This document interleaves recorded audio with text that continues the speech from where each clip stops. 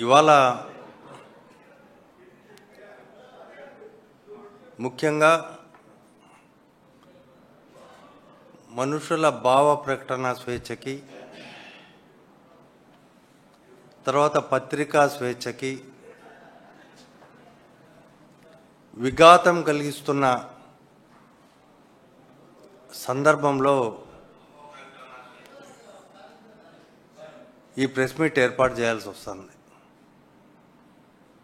ఎందుకంటే గతంలో ఎప్పుడు ఎమర్జెన్సీ టైంలో కూడా ఇలాంటి పరిస్థితులు లేవు. ఇటీవల కర్నూలు జిల్లాలో ఒక బస్సు ప్రమాద సంఘటన జరిగితే అందులో 19 మంది చనిపోతే ఆ బస్సు ప్రమాద ఘటనకు కారణం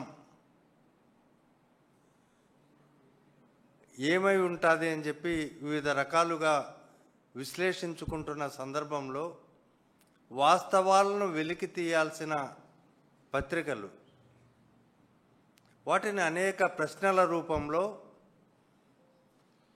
ప్రభుత్వం ముందుంచాయి. హైవేలో నిబంధనలకు వ్యతిరేకంగా బెల్ట్ షాపులు, బార్లు విచ్చలవిడిగా హైవేలో ఉండడం వాస్తవం కాదా? వీటిపైన సమాధానం చెప్పండి. అలాగే ఆ రోజు దీనికి ఈ ప్రమాదానికి బాధ్యులైనటువంటి వ్యక్తులు ఒక స్కూటీలో తిరుగుతూ పెట్రోల్ పంపు దగ్గర పెట్రోల్ పోయించుకునే సందర్భంలో వాళ్ళు తూలుతూ ఉన్న సందర్భం, తర్వాత అక్కడే యాక్సిడెంట్ కావాల్సిన సందర్భాన్ని కూడా అన్ని వీడియోల ద్వారా ప్రత్యక్షమైన తర్వాత కూడా ఆ రోజు వీళ్ళిద్దరూ కల్తీ మద్యం కూడా సేవించారని, ఇది నిజమో కాదో ప్రభుత్వం స్పష్టంగా చెప్పాలని ప్రశ్నలు వేస్తే వాళ్ళపైన ఇవాళ కర్నూలు పోలీసులు నోటీసులు ఇస్తున్నారు. కేసులు పెట్టి కర్నూలు 3 టౌన్ డిఎస్పి ముందర హాజరు కావాలని ఇప్పటికే దాదాపు 27 మంది పైన కేసులు పెట్టారు. ఏంటి వీళ్ళు చేసిన తప్పేంటి? దీనికి పరాకాష్ఠగా ఇవాళ ఈరోజు వైఎస్ఆర్ కాంగ్రెస్ పార్టీ ఆఫీస్కి వచ్చి వైఎస్ఆర్ కాంగ్రెస్ పార్టీ ఆఫీసులోకి ప్రవేశించిన తర్వాత పార్టీ జనరల్ సెక్రటరీ అయినటువంటి పూడి శ్రీహరికి నోటీసులు ఇచ్చారు విచారణకు హాజరుగమ్మని. ఏంటి అతనికి ఏం సంబంధం? ప్రభుత్వం నిజానిజాలు వెలికి తీసి ఏదైనా తప్పులు చేసి ఉంటే వాటిని సరిదిద్దుకోవాల్సిన దీంట్లో వాళ్ళు సరిదిద్దుకోలేక ఎప్పుడు మాదిరే డైవర్షన్ పాలిటిక్స్లో భాగంగా ఏ అంశం వచ్చినా సరే ఆ అంశాన్ని డైవర్ట్ చేయడానికి వీటన్నిటినీ రాజకీయంగా వాడుకొని ఇవాళ ఏ అవకాశాన్ని జారజేయకుండా వైఎస్ఆర్ కాంగ్రెస్ పార్టీ వాళ్ళు పొద్దున్నుంచి లేచి రాత్రి వరకు నిత్యం జగన్ గారు నిద్రపోనివ్వడంలే వాళ్ళని. వైఎస్ఆర్ కాంగ్రెస్ పార్టీ కళ్ళలేకి వస్తుంది కాబట్టే వాళ్ళు బయటకు వచ్చింది మీకు 11 సీట్లే అంటున్నప్పటికీ నిత్యము గజగజ వణుకుతున్న పరిస్థితి వస్తుంది. ఎందుకంటే వాళ్ళ చర్యల వల్లనే ఇది కనిపిస్తుంది. వాళ్ళ ఎందుకు ఇంత ప్రశ్నించే వాళ్ళపైన కూడా కేసులు పెడుతున్నారు? ఇవాళ మీరు భయపడ్డం లేదా?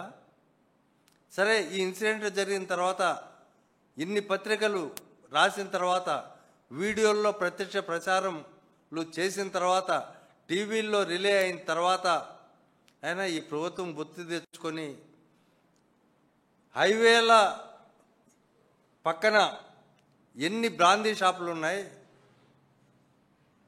ప్రభుత్వం లైసెన్స్ ఇచ్చిన షాపులు ఎన్ని ఉన్నాయి, పర్మిటెడ్ రూమ్స్ ఎన్ని ఉన్నాయి,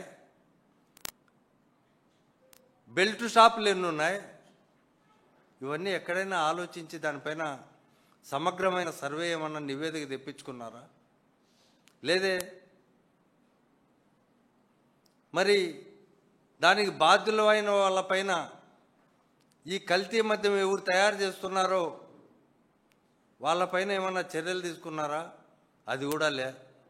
ఎందుకంటే వాళ్ళ పార్టీ నాయకులే తంబల్లపల్లి అసెంబ్లీ నియోజకవర్గ ఇన్ఛార్జిగా ఉన్నటువంటి జయచంద్రారెడ్డి ఈ కల్తీ మద్యానికి మూల కారకుడు. అలాగే కట్టా సురేంద్ర నాయుడు, వీళ్ళంతా తెలుగుదేశం వాళ్ళే. మరి కాబట్టే వాళ్ళపైన చర్యలు తీసుకోలే. కేవలం వైఎస్ఆర్సీపీ పైనే ఇవాళ ఇది చేస్తూ ఉంది. ఇక్కడ ఈ రాష్ట్రంలో ప్రజాస్వామిక హక్కులకు తర్వాత తీవ్ర భంగం కలుగుతుంది. ఏమి మాట్లాడినా వైఎస్ఆర్సీపీ వాళ్ళు ఏం మాట్లాడినా కేసులు పెట్టేయండి అనేది తయారైపోయింది. టెర్రరైజ్ చేయాలని ప్రయత్నం చేస్తూ ఉన్నారు. ఎమర్జెన్సీలో కూడా ఇలాంటి పరిస్థితులు లేవు.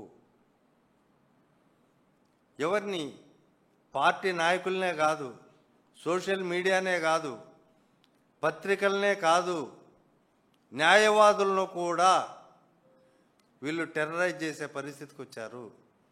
మీరు అధికారంలో ఉన్న పార్టీకి వ్యతిరేకంగా మాట్లాడితే మేము కేసులు పెడతాం అనే పరిస్థితికి ఈ రాష్ట్ర ప్రభుత్వం వచ్చింది.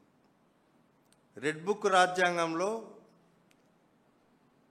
ఇది చాలా పై స్థాయికి వెళ్ళిపోయారు. ఈ మధ్యనే కల్తీ మద్యం, ఈ బస్సు యాక్సిడెంట్ తర్వాత కల్తీ మద్యం కేసు తర్వాత దాంట్లో ఇటీవల ఆంధ్రజ్యోతి పేపర్లో ఒక ఆర్టికల్ రాశారు. మద్యం అమ్మకాలు గణనీయంగా తగ్గినాయి ఆ ఇన్సిడెంట్ తర్వాత ఈ రాష్ట్రంలోని. దానికి కారణాలు బేరీజ్ చేసుకోండి. రాష్ట్రానికి ఎందుకు ఆదాయం తగ్గిందని బేరీజు వేసుకోండి, కానీ దానివైపు పోరు. ఎందుకంటే రాష్ట్రానికి ఆదాయం తగ్గినా, రాష్ట్రానికి నష్టం వచ్చినా, ప్రభుత్వ ఎక్స్చెక్కర్కి ఎలాంటి నష్టం వచ్చినా వీళ్ళకి సంబంధం లేదు. వీళ్ళకి కావాల్సింది వ్యక్తిగత ఆదాయం. తమ వ్యక్తులకు, తమ పార్టీ వాళ్ళకి ఎలాంటి ఆదాయం వచ్చిందో ఆ ఆదాయం వస్తే చాలు, ఇదంతా ఎవరికి వచ్చినా పర్వాలేదనే భావనలో వాళ్ళు ఇది చేస్తూ ఉన్నారు. తర్వాత మాలపాటి భాస్కర్ రెడ్డి అని ఈ మధ్యనే యూకేలో ఉంటాడు. అతను యూకే సిటిజన్ యాక్చువల్గా. దాదాపు ఎప్పుడో 15 సంవత్సరాల క్రితం వెళ్ళాడు. వాళ్ళ తండ్రి చనిపోతే చూడ్డానికి వచ్చాడు పాపం. వస్తే అతని పైన అకారణంగా ఏదో ఒక మిషతో గతంలో ఎప్పుడో 10 ఏళ్ల క్రితం తెలుగుదేశం పార్టీని తిట్టాడని ఒక కేసు పెట్టారు. ఎవరి ద్వారా? తెలుగుదేశం పార్టీ నాయకుల ద్వారా. సరే, ఆ కేసులో బెయిల్ వస్తుందని తెలిసింది. వెంటనే ఏం చేశారు? పోలీసు వాళ్ళనే కొట్టారు, అతనితో పాటు అతనని ఇంకొక కేసు పెట్టారు. ఇది ఎంత దుర్మార్గమైన విషయం. ఇది పొలిటికల్ బాసులు చెప్తే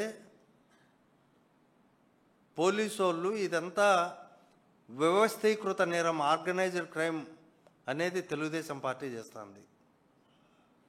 అందరూ పై స్థాయి నుంచి కింది వరకు కూడబలుక్కొని ఆర్గనైజ్డ్ క్రైమ్ ఈ రాష్ట్రంలో నడుపుతూ ఉన్నారు.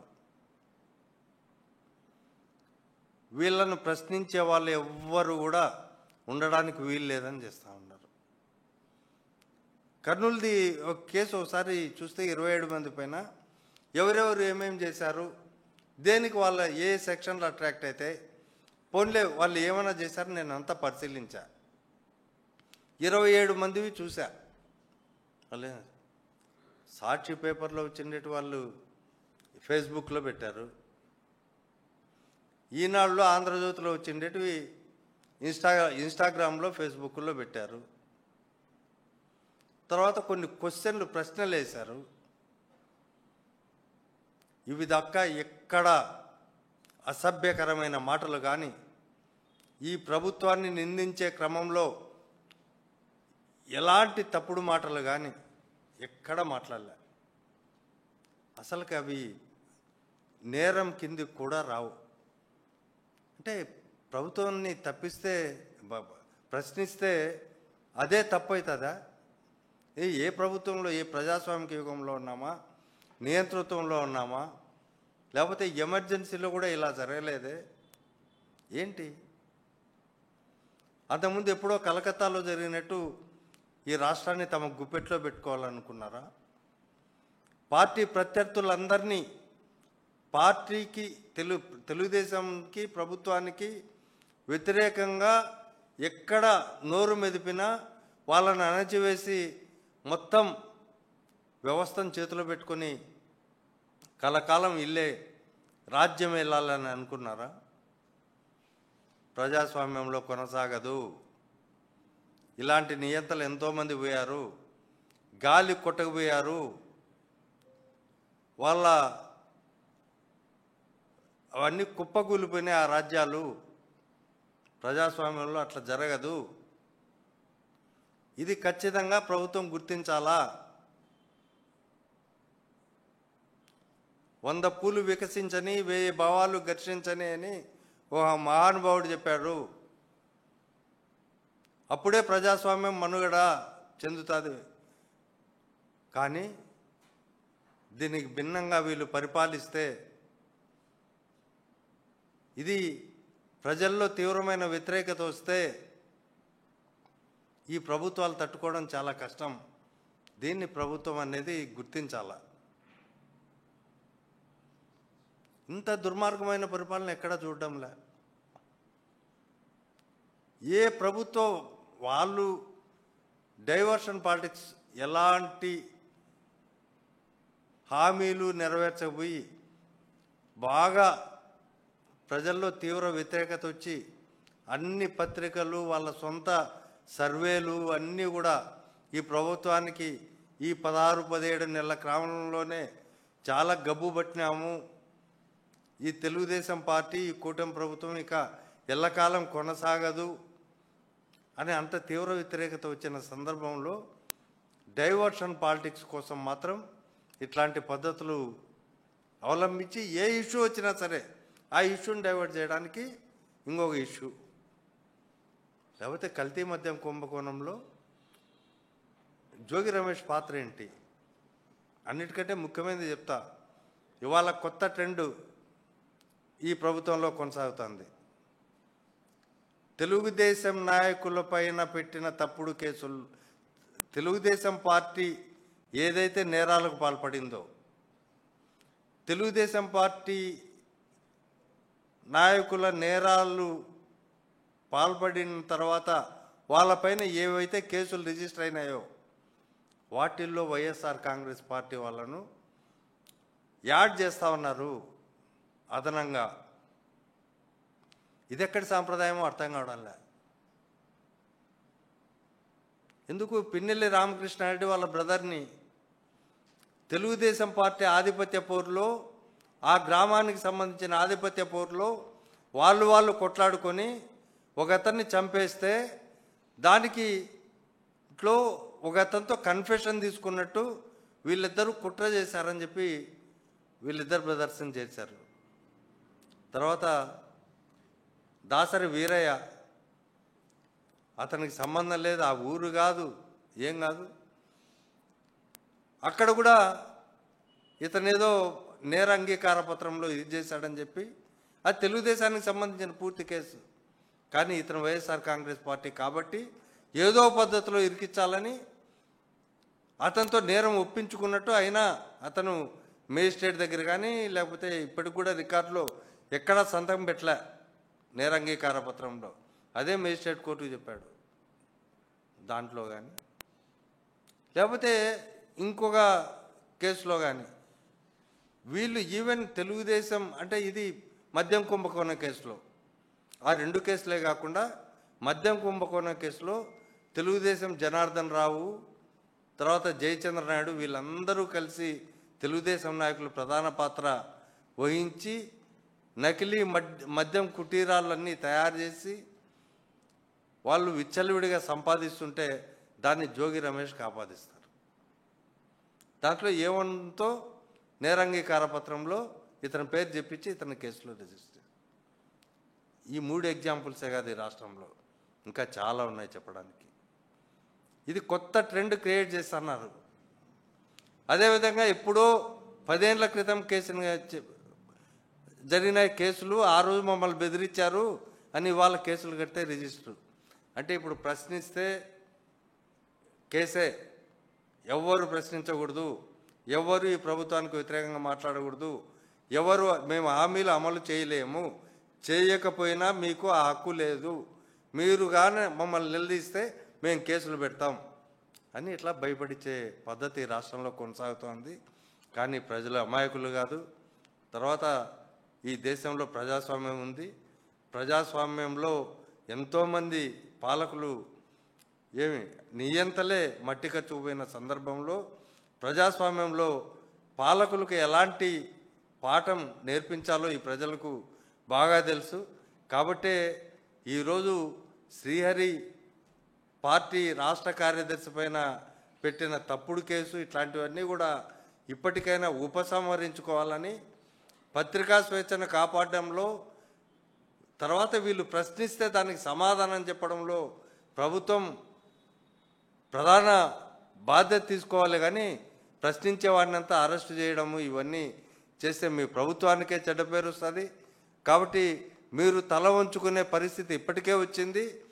పూర్తిగా తీరా ప్రజల కోపానికి గురి కాబడ్డారు.